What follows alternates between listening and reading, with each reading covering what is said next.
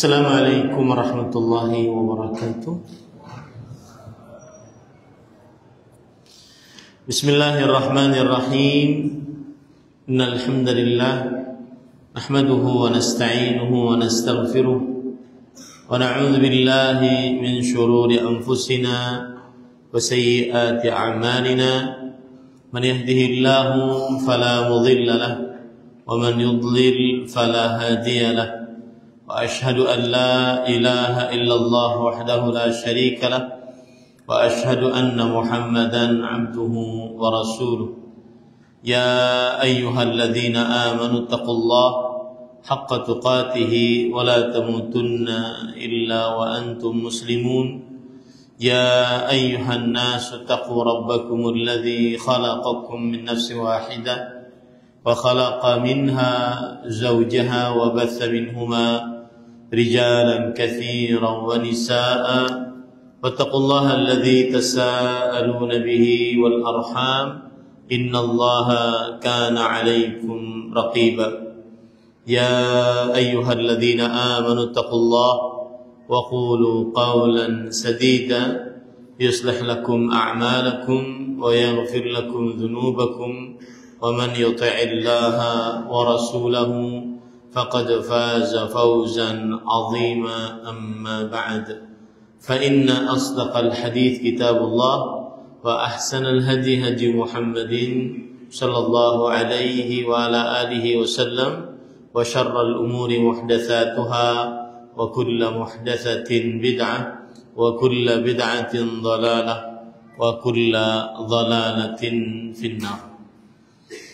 Alhamdulillah, kita bersyukur pada Allah Subhanahu wa taala pada hari ini, hari Kamis malam Jumat, malam yang ke-13 dari bulan Safar 1447 Hijriah, bertepatan dengan 7 Agustus 2025. Kita dimudahkan oleh Allah Subhanahu wa taala untuk duduk bersama mengkaji kembali kitab Bulughul Maram min Adillatil Ahkam yang ditulis oleh Al-Hafidh Ahmad bin Ali bin Hajar Al-Asqalani rahimahullahu ta'ala, ulama Islam abad ke-9 Hijriah.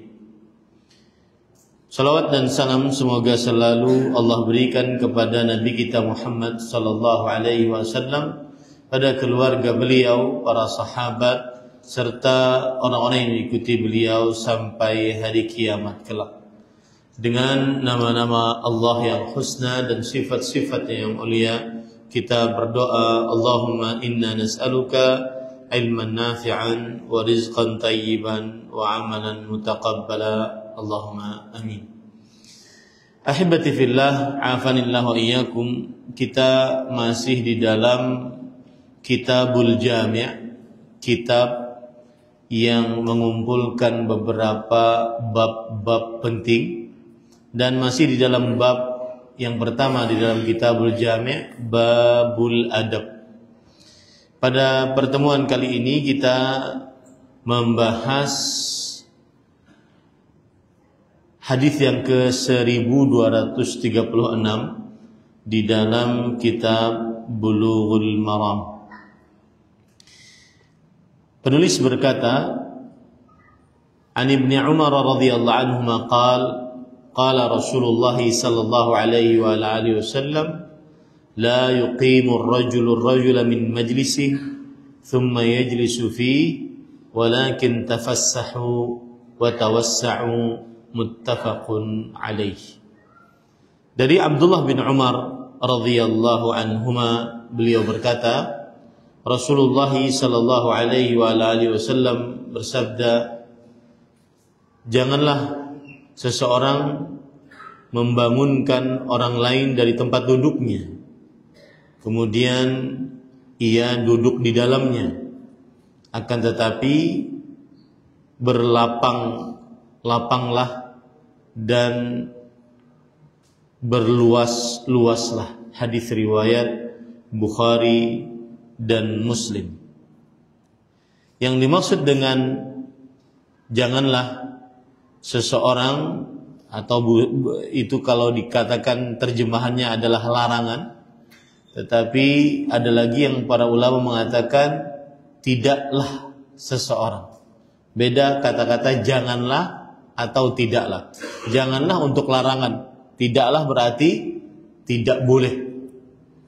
Tidak ada seorang yang membangunkan orang lain dari tempat duduknya. Dan para ulama mengatakan bahwa lafadz yang menunjukkan kepada peniadaan lebih dalam dibandingkan lafadz yang menunjukkan kepada pelarangan.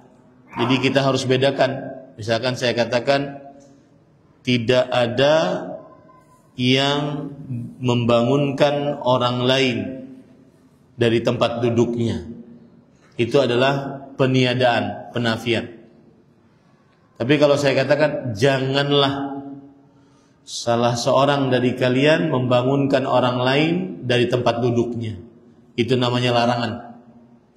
Nah, di dalam hadis ini adalah peniadaan. Jadi terjemahannya yang lebih tepat, tidaklah seorang membangunkan orang lain dari tempat duduknya. Dan kata-kata tidaklah ini lebih dalam daripada janganlah.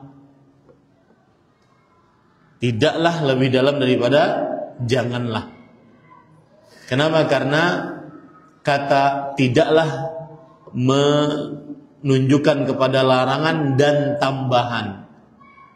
Saya beri contoh, misalkan tidak ada seorang yang duduk di majelis saya kecuali harus melihat saya. Beda ketika kalau saya katakan jangan ada seorang yang duduk di majelis saya tidak melihat saya. Ini yang pertama adalah peniadaan, yang kedua adalah larangan. Dan sekali lagi di dalam hadis ini maknanya yang tepat adalah tidaklah seorang membangunkan orang lain kemudian dari tempat duduknya kemudian dia duduk di dalamnya. Di sana ada lafaz memang dari lafaz riwayat yang lain, la yuqimanna. Jangan sekali-kali seseorang membangunkan orang lain dari tempat duduknya. Yang jelas para ikhwah, yang dimaksud dari hadis ini adalah tidak ada seorang pun membangunkan orang lain dari tempat duduknya supaya dia duduk di tempat tersebut. Ini tidak boleh. Contoh misalkan sekarang ada akh ini duduk di sini, kemudian ada orang datang, kemudian dia suruh bangun agar dia duduk di situ. Itu maksud dari hadis ini. Akan tetapi kata Rasulullah SAW, tafassahu wa tawassa'u. Tetapi hendaknya seseorang yang datang ketika dia ingin duduk di sebuah tempat dan tempat duduknya sudah agak sempit, maka dia mengucapkan tafassahu, berlapang-lapanglah, tawassa'u, berluas-luaslah. Ini ucapan bagi orang yang ingin duduk dan dia baru datang. Tafassahu, tawassa'u, berlapang-lapanglah dan berluas-luaslah. Tidak membangunkan yang lain agar dia duduk di tempatnya, tapi dia cukup mengucapkan tafassahu, ayo geser dong, nah gitu. Ayo buka dong, ayo luaskan dong. Jangan sampai dia bangun, kemudian dia duduk situ. Lalu orang lain yang punya tempat duduk di awal akhirnya tidak memiliki tempat duduk tersebut. Pada ikhwah, hadis ini riwayat Bukhari dan Muslim, tidak ada keraguan di dalam kesahihannya. Baik. Apa pelajaran yang kita bisa ambil dari hadis ini? Satu, al-haditsu dalilun ala annahu la yajuzu li muslim an yuqima ghairahu min makanihi thumma yajlisu huwa fihi. Hadis ini menunjukkan bahwa tidak boleh bagi seorang muslim untuk membangunkan selainnya dari tempatnya kemudian dia duduk di dalamnya. Ini tidak diperbolehkan. Dan ini adalah larangan. Dan ini adalah larangan. Lalu larangan ini apakah hukumnya? Apakah haram ataukah hanya makruh? Apakah haram ataukah hanya makruh? Wallahu alam, para ikhwan dirahmati oleh Allah Subhanahu wa taala, hukumnya di sini adalah makruh karena ini berkaitan dengan adab. Tidak sampai kepada derajat haram. Tetapi tercela seseorang yang membangunkan orang lain agar orang lain duduk di tempat tersebut. Ini sangat tercela. Maka kalau ada orang yang sudah duduk di sebuah masjid atau selainnya untuk sholat atau untuk ketaatan-ketaatan lainnya, haram bagi orang tersebut atau dimakruhkan bagi orang tersebut membangunkan orang lain agar ia duduk di dalamnya. Agar ia duduk di dalamnya. Termasuk di dalamnya juga bukan hanya untuk ibadah di masjid, tetapi juga perkara-perkara duniawi. Contoh misalkan buka lapak di depan, ya. Kemudian dia sudah membuka dagangannya di tempat tersebut. Lalu orang disuruh minggir, yang sudah buka tadi disuruh minggir atau disuruh pergi agar dia buka di tempat tersebut. Maka ini tidak diperbolehkan.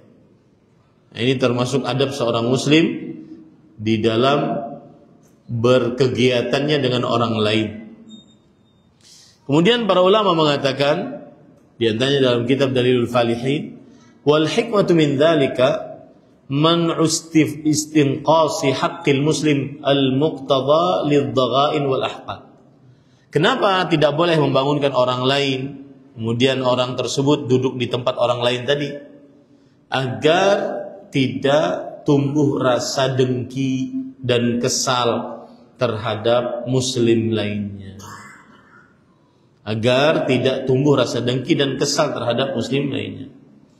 Kemudian juga pelajaran dari larangan ini adalah al-hath 'ala tawadhu' wa asbabit ta'aluf wal mawaddah.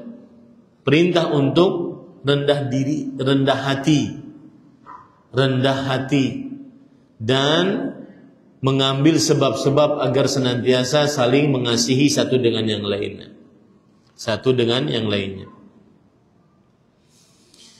Taib. Lalu bagaimana para ikhwan yang dirahmati oleh Allah yang baru datang ingin duduk di sebuah tempat? Maka hendaklah dia duduk di mana dia dapatkan tempat.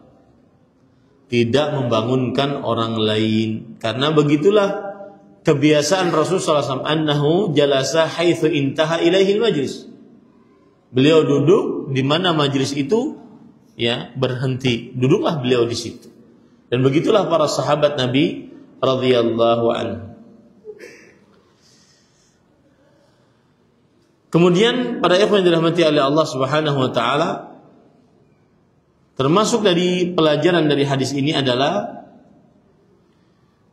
dzakara ba'dul ulama anna hadzal hadits laysa 'aman fi an-nas bal huwa khasun bi ghairi al-majanin wa man yahsul minhu al-adha kal akil al-basal wath-thum an-nay idza dakhala al-masjid.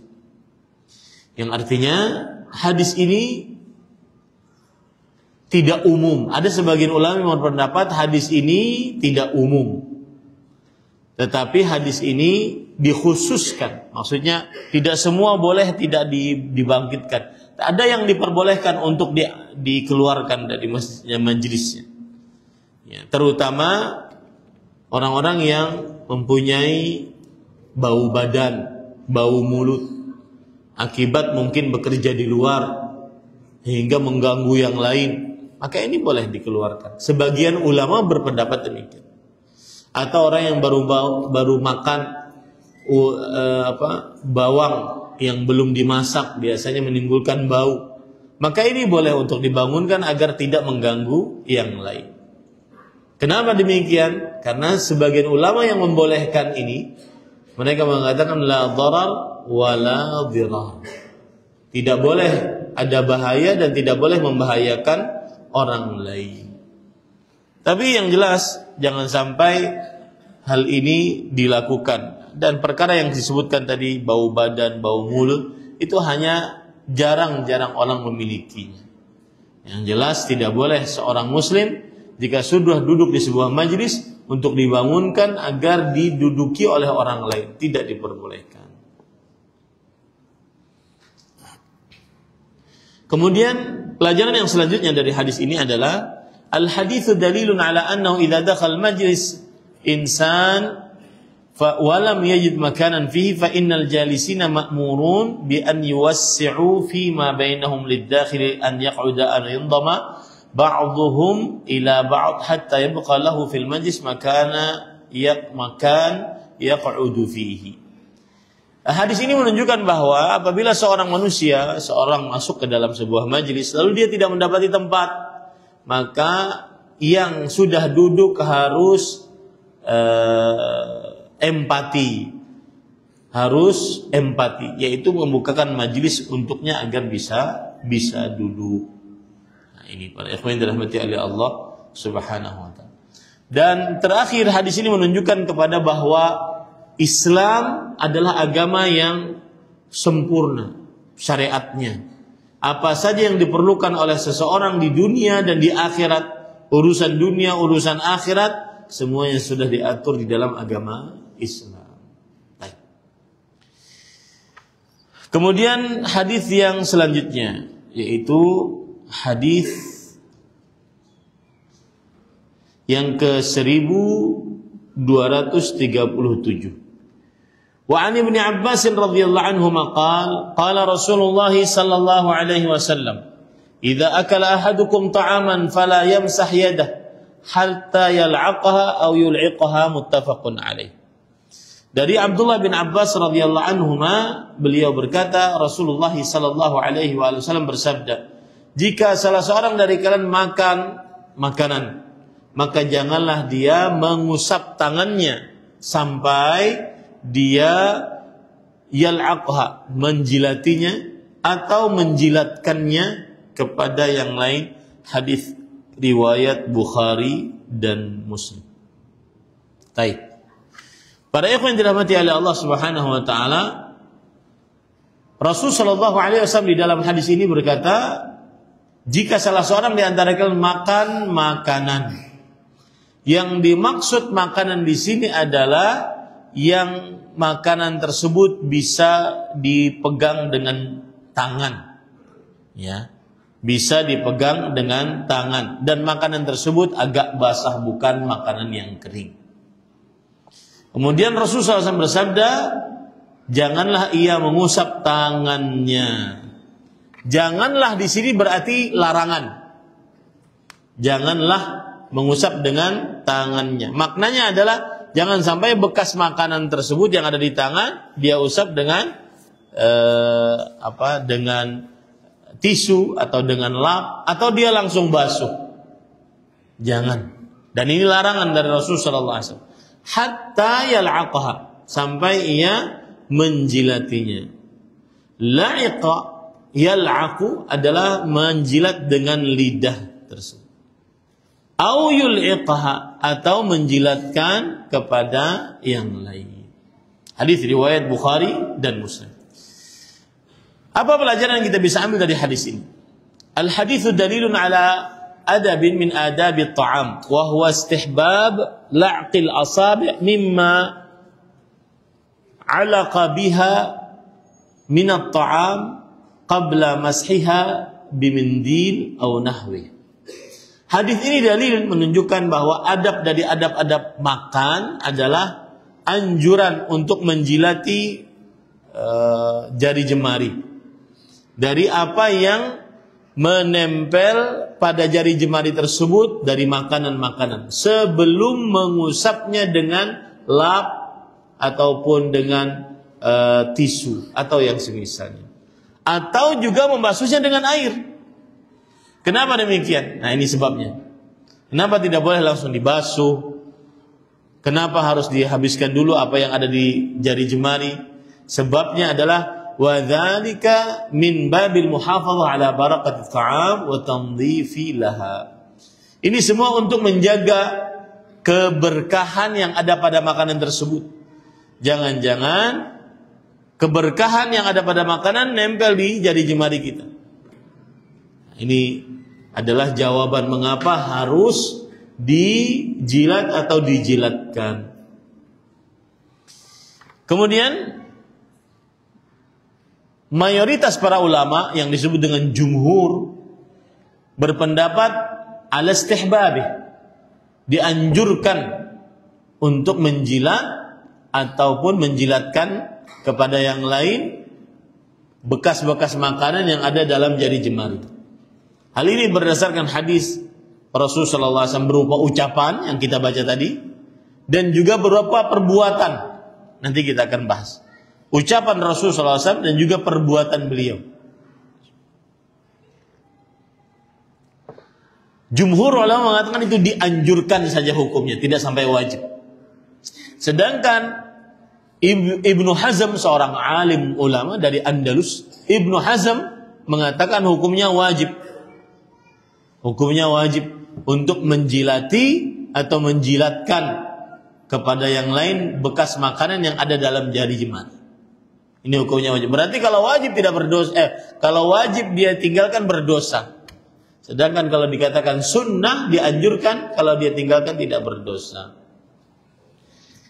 Ibnu Hazm berkata, "Wa ma saqata min at-ta'am fa fardun aqluhu, wa la'qul asabi' ba'da tamamil akl fardun, wa la'qus sahfah idza tamma ma fiha fardun."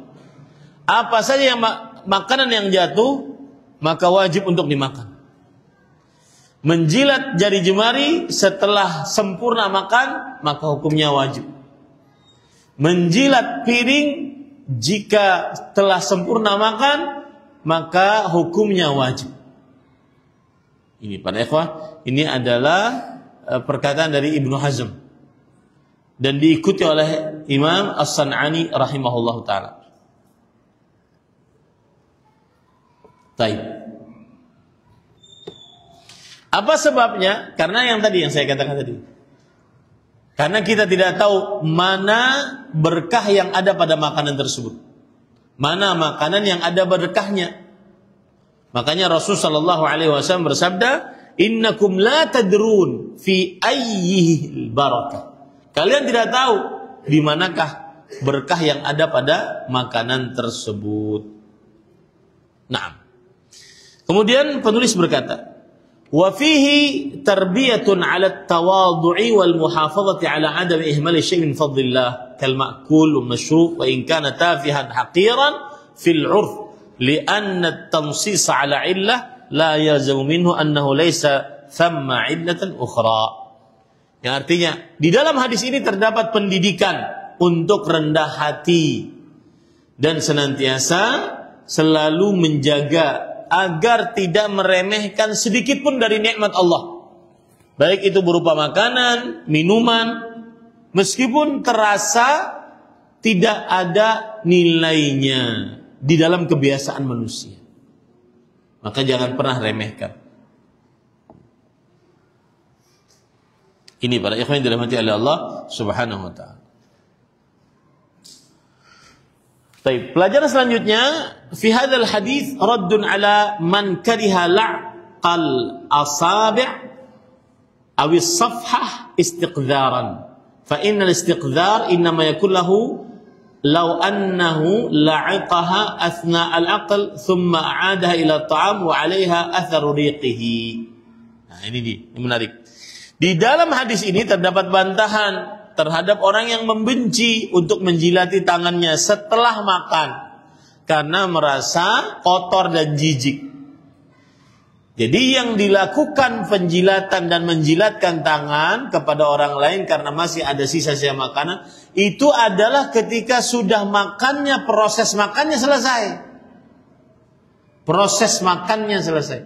Adapun di saat-saat di tengah-tengah lagi makan sama-sama kemudian dia jilati, maka ini adalah membuat orang yastakdzir, tidak merasa nyaman dengan perbuatan tersebut karena ada bekas air ludahnya di jari jemarinya tersebut. Amma la'quhu ma tabaqqa 'alaiha ba'da al-akl aw ma yabqa bil inaf huwa juz'un min ajza'i ma akala. Adapun apa yang dia jilati dari di makanan-makanan yang ada di dalam jari jemarinya, maka ini seperti dia makan. Yang tersisa dari makanan-makanannya, tidak ada hubungannya dengan orang lain. Baik. Pelajaran selanjutnya, istadalla ba'dul ulama biqauli fala yamsah yadah ala jawazil akli bi jami' asabi al-yad. Sebagian ulama berkata, ketika Rasulullah SAW bersabda, jika salah seorang dari kalian makan makanan, maka janganlah dia membasuh tangannya. Nah, lihat kata tangan ini, sebagian ulama berpendapat bahwa boleh makan dengan semua jari. Nah, kenapa? Karena hadisnya tadi berbunyi, maka janganlah dia membasuh tangannya. Ini menunjukkan bahwa boleh makan dengan semua jari yang 5 ini, dari 5 jari yang kanan. Ya.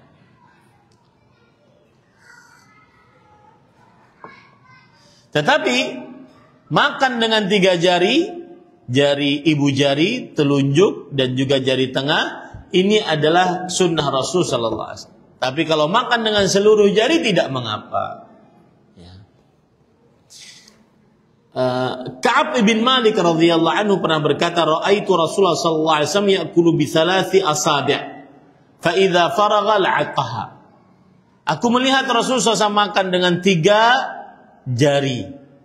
Kalau seandainya beliau telah selesai, maka beliau menjilatinya. Nah, jadi sunnahnya 3 jari. Tetapi kalau tidak cukup 3 jari, kecil banget kayaknya, susah. Ya, apalagi yang jarinya kecil, susah untuk makan. Nah, apalagi makannya soto. Soto, sop, gulai, susah kan? Nasi goreng masih enak. Ya. Kayaknya Ustaz mau soto kayaknya. Panitia nggak paham kayaknya. Nggak bercanda bang. Nggak bercanda bang. Baik. Kemudian para ikhwan yang dirahmati oleh Allah Subhanahu Wa Taala. Nah, kenapa Rasul SAW makan dengan 3 jari? Para ulama mengatakan, li'anna al-akla bihadhihi sifah adalla ala adami syirah wa aqrab ila at-tawadhu. Karena makan dengan 3 jari ini lebih menunjukkan kepada tidak rakus. Menunjukkan kepada tidak rakus. Ini bukan berarti yang 5 jadi rakus. Jangan. Ketika sudah belajar seperti ini, melihat kawannya makan dengan 5 jari, rakus banget ente. Enggak. Maksudnya yang 3 jari lebih menunjukkan kepada tidak rakus. Dan lebih kepada tawadhu. Ya, lebih kepada tawadhu. Saat makan, rendah hati saat makan. Ya. Kemudian juga Imam Ibnu Qayyim rahimahullahu taala mengatakan fihi rahatun li alati at-ta'ami wal ma'idah. Fala yashba' illa ba'da tul. Artinya, ketika orang makan dengan 3 jari, maka ini adalah memberikan kenyamanan kepada pencerna yang ada di dalam tubuh kita. Ya, maka dia tidak kenyang kecuali setelah lama. Tidak kenyang kecuali setelah lama. Saya pernah diundang ke salah satu negeri Timur Tengah, bukan Arab Saudi, untuk menjadi pendakwah di sana. Kemudian kita jalan-jalan di ibu kotanya. Kemudian panitia mengatakan, Ustadz, itu rumah makan paling enak di sini, di kota ini. Oh, Masya Allah, saya. Lalu saya tertegun, kenapa di sampingnya ada beberapa ambulan? Ya itulah Ustaz, karena saking enaknya makanan itu, orang rumah makan itu kadang-kadang mereka yang masuk ke dalam situ makan tanpa merasa. Makan, akhirnya saking banyaknya makan, habis nafasnya. Dan ini kejadian nyata, subhanallah. Berapa banyak orang yang dibawa karena habis nafasnya karena terlalu banyak makannya. Ya, subhanallah. Maka dengan 3 jari ini memberikan rasa nyaman kepada bagian pencernaan kita, metabolisme di dalam tubuh kita ini agar tidak terlalu kenyang. Dan Imam Ibnu Qayyim rahimahullahu taala yang kemudian ilmu ini disampaikan dan saya dengar langsung dari Fadhil Syekh Abdul Razzaq bin Abdul Muhsin, beliau mengatakan salah satu metode makan adalah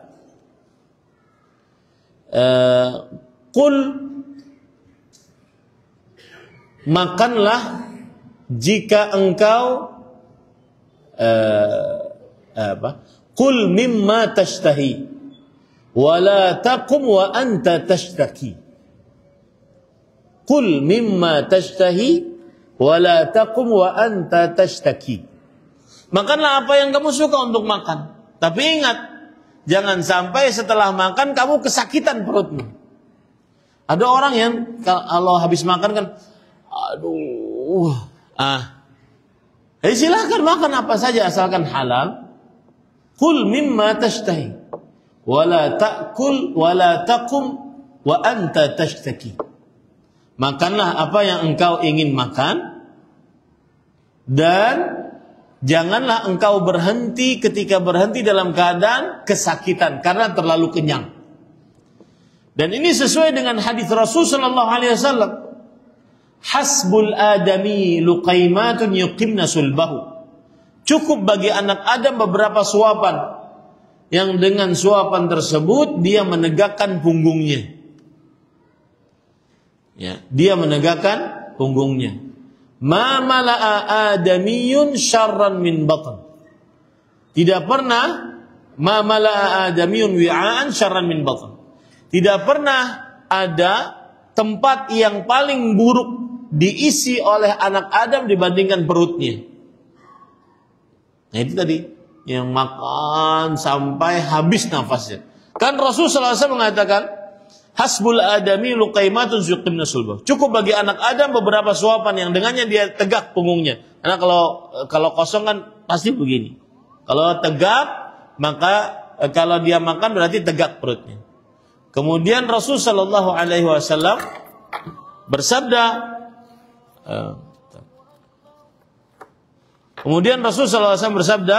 fa in ghalabat al-adamiyya nafsuhu fa thuluthun lit-ta'am wa thuluthun lisyarab wa thuluthun lin-nafas.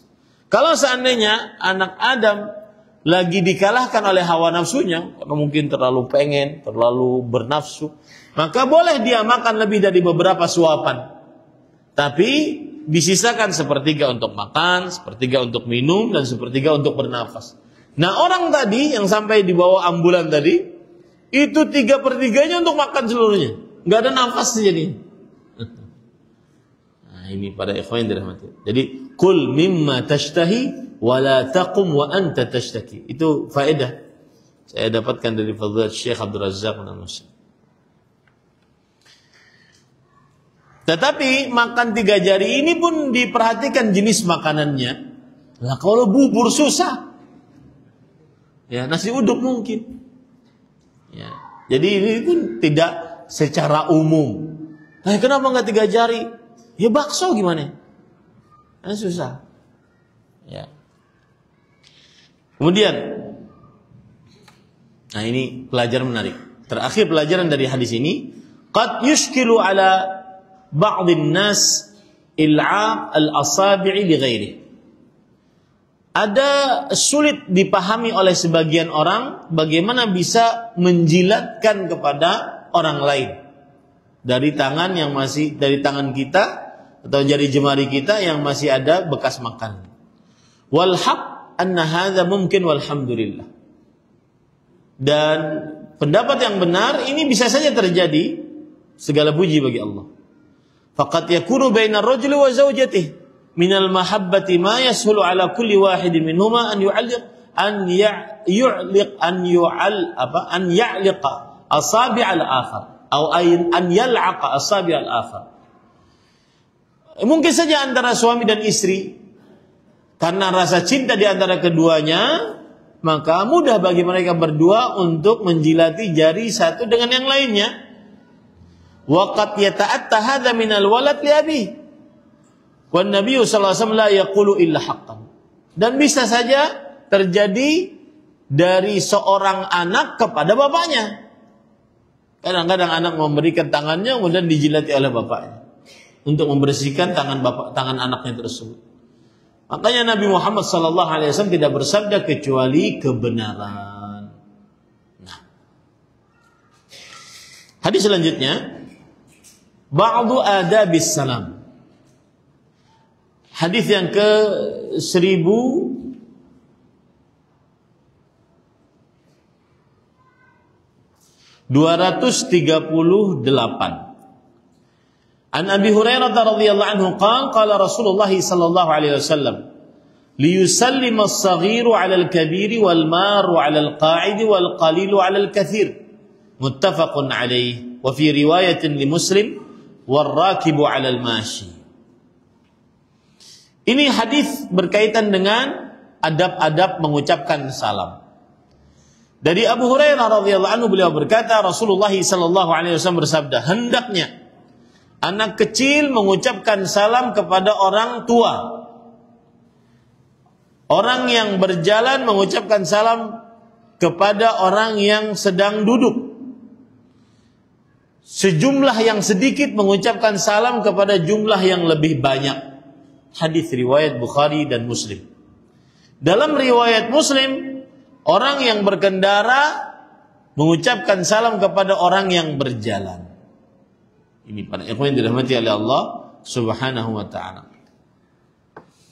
Ketika Rasul sallallahu alaihi wasallam bersabda, hendaknya liyusallim. Lam di sini adalah lamul amr, lam perintah, hendaknya kalau bahasa Indonesianya. Dan ini menunjukkan kepada perintah, dan perintah asal hukumnya wajib. Tetapi karena ini adalah perkara yang berkaitan dengan adab, maka dia termasuk yang dianjurkan.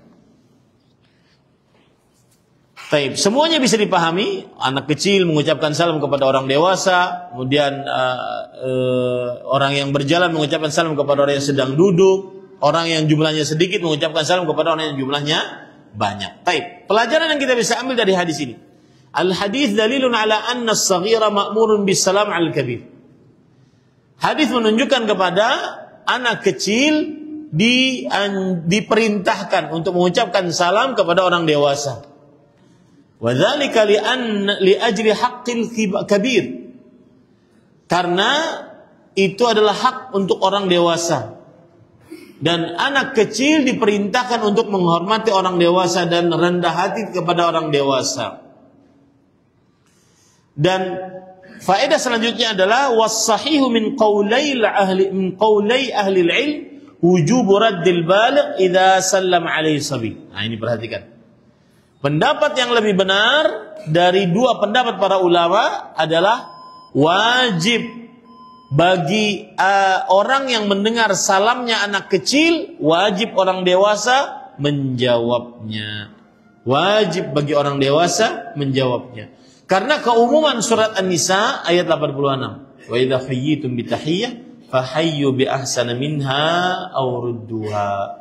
Jika kalian diucapkan salam, maka jawablah yang lebih baik dari salam tersebut atau yang semisalnya. Di sini menunjukkan kepada diucapkan salam siapa saja, anak kecil, orang dewasa, laki-laki, perempuan. Selama kita diucapkan salam, maka menjawabnya hukumnya adalah wajib. Nah, ini dulu yang kita bisa bahas sebelum salat Isya. Kita lanjutkan setelah salat Isya. Sallallahu Nabi Muhammad walhamdulillahirabbil alamin. Wassalamualaikum warahmatullahi wabarakatuh.